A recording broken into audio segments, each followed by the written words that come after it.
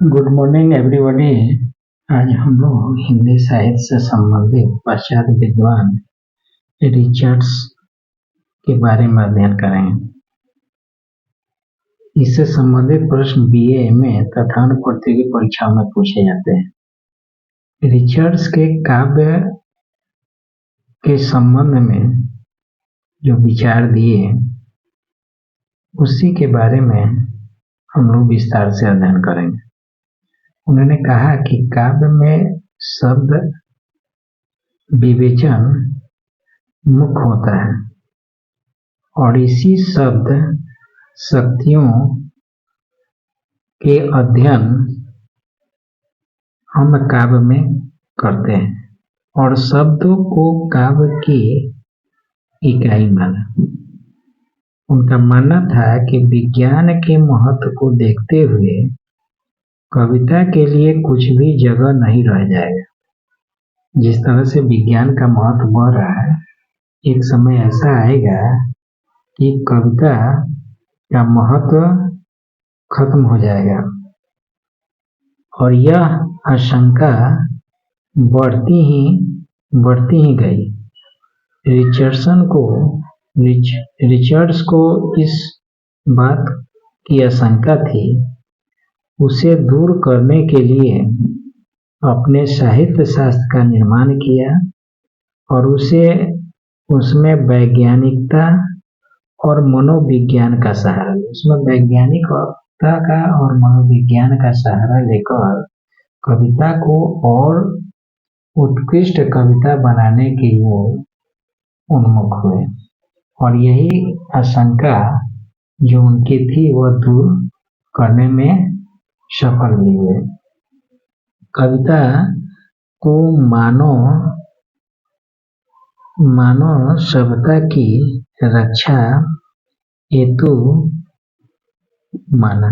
उन्होंने कविता को मानव सभ्यता की रक्षा का हेतु माना और उससे मानसिक संतुलन, क्योंकि कविता से समाज में मानसिक संतुलन बनता है, मानसिक संतुलन बढ़ता है और यह प्राचीन जो मूल्य है, जो परंपरा है, जो समय है आदि को जोड़ने का काम करता है। कविता जो हमें मानसिक संतुलन को बढ़ाता है और साथ में प्राचीन मूल्यों को, परंपराओं को, परिस्थितियों से अतीत से वर्तमान को जोड़ने का काम करता है और यह साहित्य का दर्पण होता है। इसलिए कविता के माध्यम से पुरानी व्यवस्था को बनाए रखने के लिए भी जरूरी है। और आगे बताया कि कविता को परिभाषित करना बहुत ही कठिन है। रिचर्ड्स बताते हैं कि कविता को परिभाषित करना बहुत ही कठिन है। कविता नामक कोई चीज नहीं होती। उन्होंने 4 अनुभूतियों को बताया और इन्हीं अनुभूतियों को कवि अपने काव्य में यानी कविता में इन चीजों को रखता है। पहला है कि कवि जो है अपनी अनुभूति को प्रासंगिक अंश भी हो सकता है, यानी कवि की जो कविता होती है वो उसकी स्वयं की अनुभूति जो होती है वो प्रासंगिक भी हो सकती है। दूसरी है कि कविता स्वयं कवि की अपनी वास्तविक अनुभूति हो सकती है। कविता पाठकों की अनुषंगिक अनुभूति हो सकती है और कविता यह संभावित अनुभूति भी हो सकती है। इन्हीं 4 अनुभूतियों को लेकर कविता लिखी जाती है। उन्होंने आगे बताया कि अनुभूति की चर्चा के बाद कविता में इन 4 अनुभूतियों के अलावा अन्य कई चीजें भी देखने को मिलती है। उसमें अनुभूति की चर्चा के बाद रिचर्ड्स कविता के अंग प्रत्यंगों की चर्चा की। उन्होंने भाव, भाषा, छंद, लय इन सब की चर्चा की और इसे काफी महत्वपूर्ण बताया। कवि जो भी कहता है वह जरूरी नहीं है कि सत्य ही हो, उसकी वाणी भावना में फूटती है। कवि की वाणी भावना में फूटती है और जो न तर्क पर आधारित हो सकता है न दर्शन ही शामिल हो सकता है। यानी कवि जो कविता करता है वो कोई जरूरी नहीं कि सत्य हो, उसकी वाणी भावना में फूटती है।